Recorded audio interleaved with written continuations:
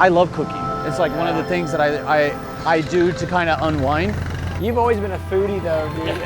Every place you've ever gone, you're like, oh, this stuff. Yeah, but my youngest son, he loves to study cooking. So at least once or twice a year, he and I will take a trip to Bangkok, and there's a really well-known chef there that gives us private lessons. And the food is off the chain, right? Oh my gosh, it's that mixture of sweet, sour, spicy, cold, hot, and what they do with peanuts.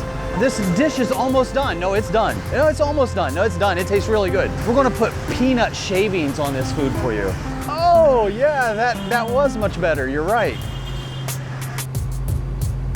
Thank you. Man, that's tasty. Is it? It's like a limeade.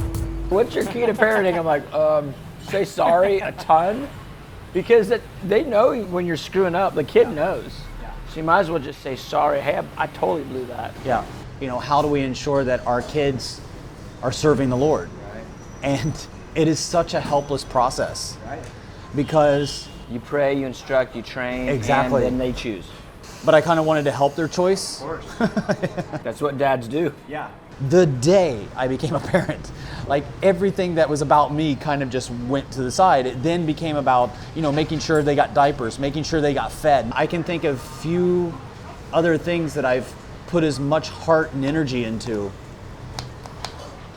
and yet felt so helpless. Exactly. I know pastors that I work together with, and their children are not following the Lord. They're in the world, and the pastors are just heartbroken over it. Have your kids ever felt like they're sacrificing their life because dad's decision to be in ministry? So, you get basically 100 hours awake a week, after you kind of shower, eat, sleep, about 100 hours. So I said, I'm going to do 60 to pioneer the ministry, 40 with my family. That's all I'm doing. I always let my wife kind of tap it out. If there was ever a time when we were like burning it and she was uncomfortable, I would always slow it down. But we made some hard decisions, and and you know what it did? It required us to say no to people. I'd way rather have the guy that's not my child asking me that question than have my child saying, hey, why weren't you there for me? Yeah. We've done a family day every week for 20 years, since our kids were born. 75-80% of the time, Saturday's our day. We're hanging out, we're doing family stuff, Prioritize marriage, prioritize our kids. The ministry has to serve that, not flipped. Yeah. I think that's where kids can get bitter, is when they feel like the ministry owns the family instead of the family serving God in the ministry, I have not had a weekday where I can say, okay, this weekday is our family day. Right. But we have had a holy time. Our family doesn't leave one another. Right.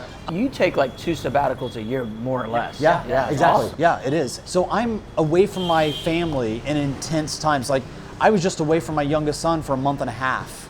Our oldest moved away like 2 years ago, to college, wondering what kind of girl is he going to marry? Who's he dating? What kind of example is he setting at college? Is he being an influencer, or is he being influenced at university? Right. When you were talking about your son going into Africa, I can only imagine the kind of joy you must be experiencing, because I'm seeing it, at the same time. This trip to Africa for him was like a bit of a coming of age, like spiritually, I think.